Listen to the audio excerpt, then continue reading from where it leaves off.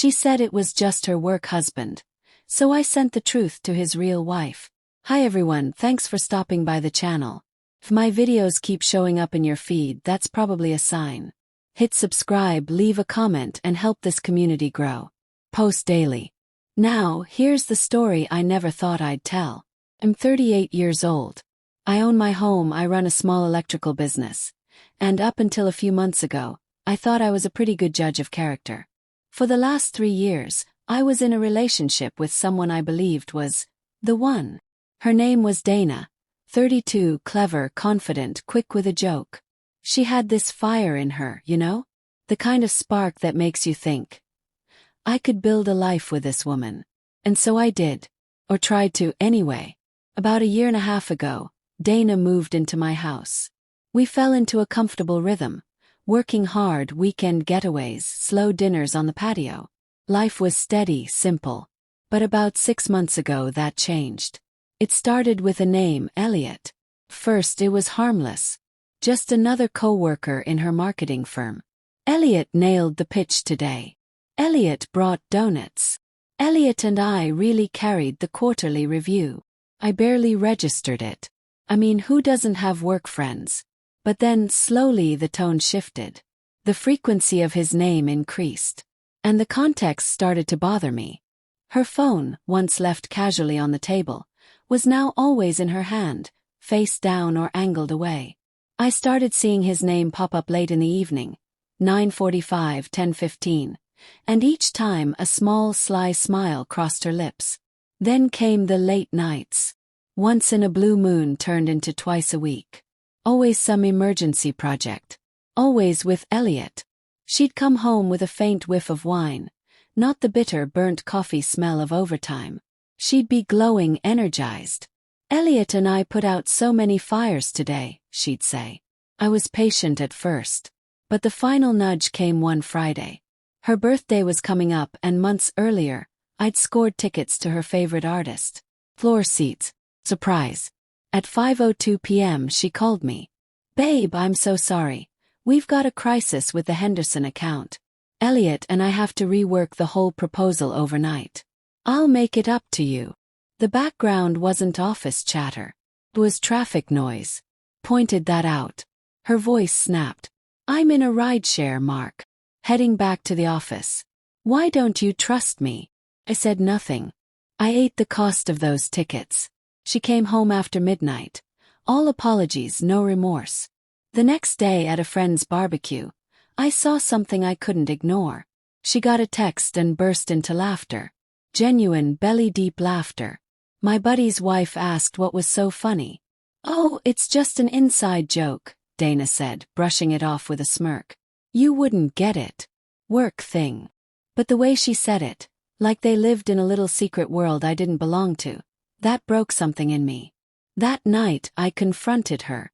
Calmly, directly I said, the late nights, the texts, the jokes, they're putting distance between us.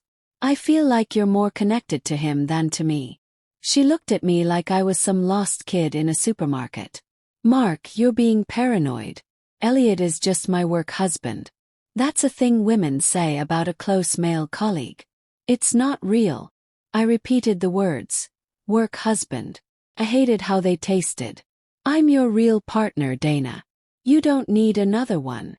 She sighed. This is what I mean. You're being insecure. You need to trust me. Smiled. Apologetic. You're right, I said. I do need to be more trusting. But I wasn't going to trust her. I was going to trust a professional. The investigation. While she was in the shower the next morning, I sat at my desk and found a discreet private investigation agency online. Well-rated, confidential, clean record. I contacted them through an encrypted portal. By lunch, I had a call scheduled with the agency's founder, a woman named Adrienne. Direct, sharp, no nonsense. I laid it out. My girlfriend's mysterious work husband, the late nights, the inside jokes, and her complete dismissal of my concerns.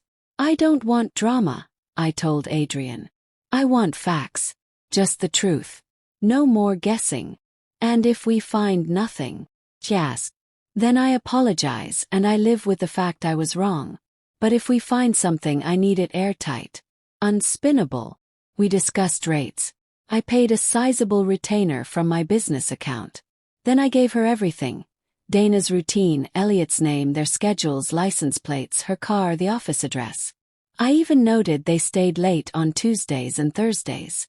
Adrian said surveillance would start immediately. I didn't feel betrayed anymore. Felt focused. The first clue. 2 weeks later I got the first report. Dana and Elliot had left work early that Tuesday. They drove together to a cozy, expensive wine bar downtown. They sat side by side in a booth. A bottle of red. Whispering. Her hand on his thigh. A 3-hour dinner. Thursday. Boutique hotel bar. Dark corner. Arms around each other. Long kiss outside the door. Elliot was married. 2 kids. Adrian found his home address. His wife's name was Rachel. Dana wasn't just cheating. She was helping another man betray his family. And I was done wondering. I called Adrian. "This is good," I said. "But it's not enough. I need final proof. Unarguable. I want the nail in the coffin." She hesitated. "That'll take deeper work. More time." "Do what you need," I said. I also asked her to find everything on Elliot's wife. Where she lived, whether she worked, the full picture. The truth delivered. 3 weeks later, a thick manila envelope arrived at my office. No return address. Inside were crisp 8 by 10 photos and a printed report. Thursday afternoons, like clockwork, Dana and Elliot checked into a mid-tier hotel off the interstate. Not seedy but discreet. The final shots were brutal. Them at check-in. Walking to the room. His hand in her back pocket. And through a window, undeniable evidence of intimacy before they drew the curtains. I selected 6 photos. Not the most graphic. I didn't want to destroy Elliot's wife. I wanted her to know. I wrote a note on blank paper. "Rachel, you don't know me, but I think you deserve to see what your husband's been doing during his late nights at work. These photos were taken last Thursday. No signature. No return address. I mailed it from a city 40 miles away. The fuse was lit." The detonation. That Saturday while cleaning my garage, my phone buzzed non-stop. "Call me. Mark, please. What did you do? You ruined everything." Smiled. The envelope had arrived. When Dana got home that night, I was waiting on the couch. She came in shaking. His wild voice cracked. You had us followed." Closed my book. "You told me to trust you. So I did. I trusted someone who would find the truth. Turns out I wasn't crazy." Tears welled in her eyes. "You've ruined my life." "No, Dana. You ruined your life. I just stopped pretending not to see it." Her stuff was packed. Neatly boxed. I told her I wanted her out by the next evening. She cried. Begged. Threatened. Said Elliot wouldn't take her calls. His wife had kicked him out and emptied their accounts. He was blaming her. I told her to call a cab. The next morning, her dad came to pick her up. Didn't say a word to me. I didn't care. The fallout. 4 months later, here's where it stands. Dana tried reaching out once. My attorney responded on my behalf. At Elliot and Dana's company, HR got involved after Rachel, his wife, filed a formal complaint. Elliot was fired. Dana resigned. Rachel filed for divorce. With the photos, she had all the leverage. She kept the house. Full custody of the kids. A significant chunk of his assets. Elliot now lives in a 1-bedroom apartment and, according to a mutual connection, is selling off furniture on Facebook Marketplace. Dana moved back in with her parents and went quiet on social media. As for me, I'm back to peace. My home is quiet. My tools are organized. My evenings are mine again.